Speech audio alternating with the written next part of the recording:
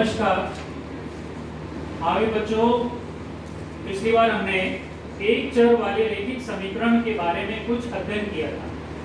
क्या क्या किया था बता सकते हैं? रैखिक समीकरण किस प्रकार बनते हैं? रैखिक समीकरण किस प्रकार बनते हैं और चर राशि क्या होती है और रैखिक समीकरण कैसे? बैठिए नीचे। रैखिक समीकरण क्या होते हैं, कैसे बनते हैं और किन किन चर राशियों का प्रयोग किया जाता है। उसके बाद हमने प्रयोग किया था, किसका प्रयोग किया था? क्षमता का प्रयोग किया था, एक तुला का प्रयोग किया था जिसमें दोनों परिमाणों का भार बराबर था, बाएं पक्ष में और दक्षिण पक्ष में। तो आज हम गतिविधि आधारित शिक्षण के अंतर्गत एक दो समस्याएं और लेंगे। ये मेरे पास क्या है? ये एक बॉक्स है। क्या है ये? बॉक्स है। ये बॉक्स है। ये बॉक्स कैसा है? आयताकार बॉक्स है। माना कि इस बॉक्स की जो चौड़ाई है वो है x इकाई। कितनी है? x इकाई। और इसकी जो लंबाई है वो चौड़ाई से 1 इकाई ज्यादा है। तो चौड़ाई हो गई इसकी x और इसकी लंबाई कितनी हो गई? x प्लस 1 हो गई। तो अब मैं जिसको वो खड़े होते जाइए, हमें ज्ञात क्या करना है? हमें ज्ञात करना है कि इस बॉक्स का परिमाप कितना होगा। तब ये प्रश्न उठता है कि परिमाप किसे कहते हैं? हाँ, खड़े होकर बताइए, परिमाप क्या होता है? किसी आकृति के चारों ओर के माप को परिमाप कहते हैं। इसको संशोधन करिए, बैठिए। थोड़ा सा त्रुटि है, इसको संशोधन करिए। कोई भी ज्यामितीय आकृति है उसकी सभी भुजाओं का योग उसका क्या कहलाता है? परिमाप कहलाता है। ये बॉक्स कैसा है? आयताकार बॉक्स है। कैसा बॉक्स है? आयताकार। अब हमें इसका क्या निकालना है? परिमाप निकालना है। तो ये माना कि ये इसकी लंबाई है, ये इसकी चौड़ाई है, ये लंबाई है और ये चौड़ाई है। तो आयत के परिमाप का सूत्र क्या होता है? आयत के परिमाप का सूत्र 2 लंबाई प्लस चौड़ाई। खड़े होकर बोलिए। 2 लंबाई प्लस चौड़ाई। बैठिए। 2 गुना लंबाई प्लस चौड़ाई का दुगना। आयत का परिमाप होता है लंबाई प्लस चौड़ाई का दुगना। अब इसमें चौड़ाई कितनी है? x है। चौड़ाई कितनी है? x है। और लंबाई कितनी है? x plus 1। इनको हम जोड़ेंगे तो क्या आएगा? 2x plus 1। तो 2 वाले खड़े हो जाइए जिसके पास 2 अंक है। इधर आइए। प्लस वाले खड़े होइए, इधर आइए। 1 खड़े होइए, 1 खड़े होइए, सीधा है। सीधे में खड़े होइए, सीधे खड़े होइए, इनके बराबर, इनके बराबर। 2x plus 1। x वाले कहाँ हैं? x वाले आइए, इधर आइए। ये देखिए 2x प्लस 1, ये क्या हो गया? आयत का परिमाप। परंतु आयत का परिमाप कितना है? माना कि आयत का परिमाप 12 इकाई है। कितना इकाई है? 12 बराबर 1 और 2 अंक वाले आ जाइए। 1 और 2 अंक वाले आ जाइए। 1 वाले, 1 अंक किसके पास?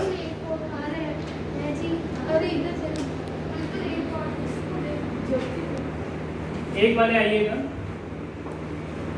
इधर आइए। तो ये आयत का अर्ध परिमाप हो गया। क्या हुआ? 2x प्लस 1 बराबर 12। आगे आइए, आगे आइए। अब ये आयत की लंबाई थी x प्लस 1 और चौड़ाई थी x। ठीक है, तो आयत की लंबाई प्लस चौड़ाई का दुगना, दुगना। आप 2 वाले आइए।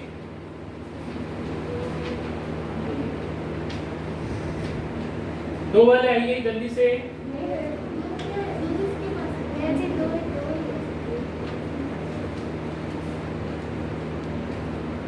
2x प्लस 1 बराबर 12, है ना।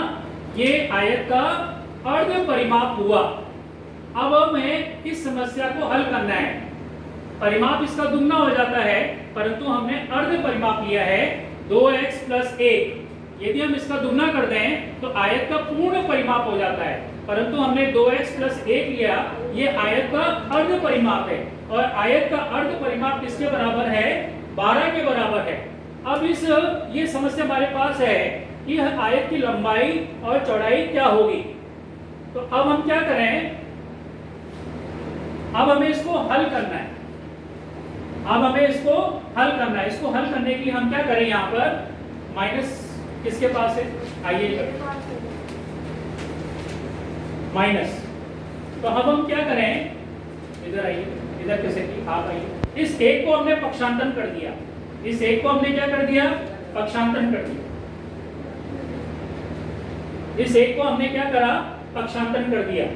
बाहर इधर आइए।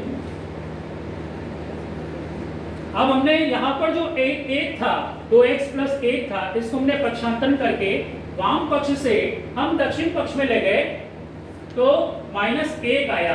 तो 12 में से हम 1 घटाएंगे तो क्या आएगा?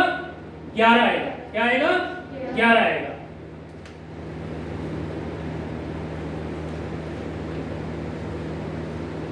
क्या आ गया?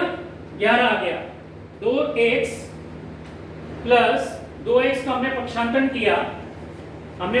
किया, तो 2x बराबर 11 आ गया। अब हमें x का मान निकालना है। अब हमें किसका मान निकालना है? x का। अब जिसके पास माइनस का चिन्ह आएगी, नीचे बैठिए, इन दोनों के बीच आप चिपक के खड़े होइए, दोनों चिपक के खड़े होइए। ये माइनस जो है ये किसका काम कर रहा है? भिन्न का काम करेगा। किसका काम करेगा? भिन्न का। 2 इधर आइए, बैठिए नीचे, पालती मार। अब यहां पर देखिए 11/2, 11/2। 11 में हम 2 का भाग देंगे तो कितना आएगा? 5 सही 1/2। खड़े होइए, हटिए, 5 वाले आइए, 5 वाले आइए, खड़े होइए, आप हटिए, 5 वाले आइए। x हटिए, x बराबर 5 आइए। 5 किसके पास है? 5 किसके पास है? आगे किसके पास है?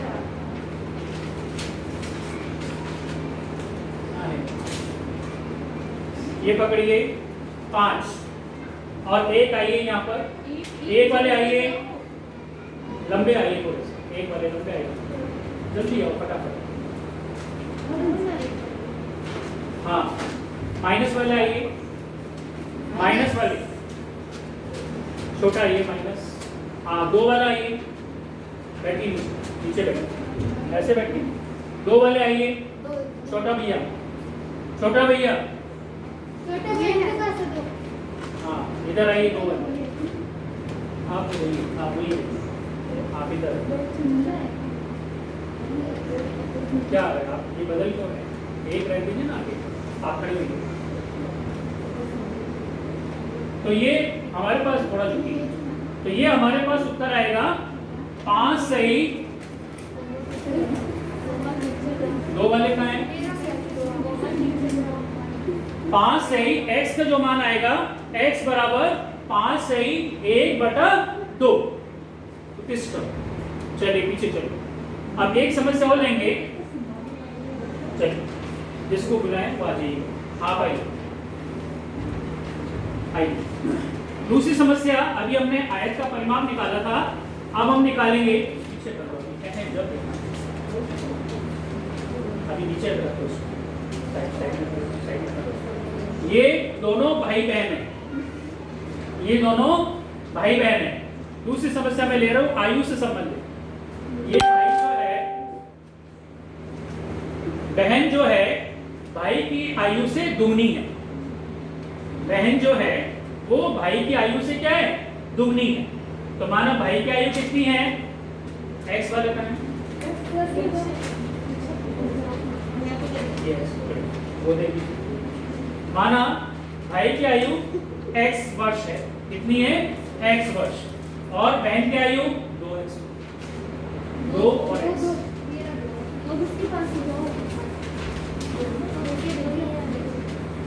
दो और x। हाँ, ये बहन की जो आयु है वो भाई की आयु से दुगनी है। माना कि भाई की आयु x है और बहन की आयु 2x है। इनकी आयु का योगफल 10 वर्ष है प्लस आयु 12 वर्ष है। इनकी आयु का इनकी दोनों की आयु का योगफल 12 वर्ष है। बराबर का निशान और 12 आयु, 1 और 2 आयु,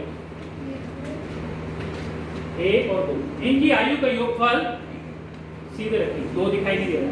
हाँ, ऐसे लगा।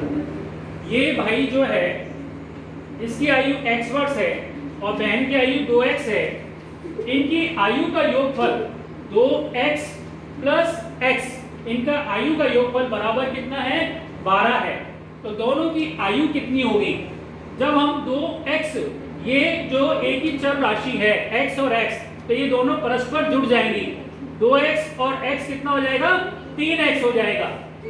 3 वाले आएगी और x वाले, x वाले 3 आएगी, 3। हाँ, इधर आएगी। फिर इन दोनों भाई और बहन की आयु का योगफल कितना हो गया? 3x। 3x बराबर 12। अब हम इसको हल करें। इस 3 को हम दक्षिण पक्ष में बटे के रूप में ले जाएंगे। माइनस वाले कौन? इधर आइए। 3 आइए, पीछे बैठे। आपको नहीं बैठना है, खड़े थोड़ा सा ऊपर किसे नहीं बैठे। आप दिखने चाहिए, आप बैठिए पीछे। आप पालती बैठे, आप बढ़िया आ गए। हाँ, ऐसे। अब ये दिखने चाहिए 12 ऊपर। हाँ, x बराबर 12/3। 12 में 3 का भाग देंगे तो कितना आएगा? 4 आएगा। 4 वर्ष। हाँ, आप बढ़ जाएगी। x बराबर 4, बाकी सब बढ़ जाएगी। बढ़िए, सब बढ़ जाएगी, सब बढ़िए, सब बढ़िए। 4 को x बराबर 4 आ गया। भाई आइए, जिसकी आयु थी, जिसकी आयु कितनी होगी?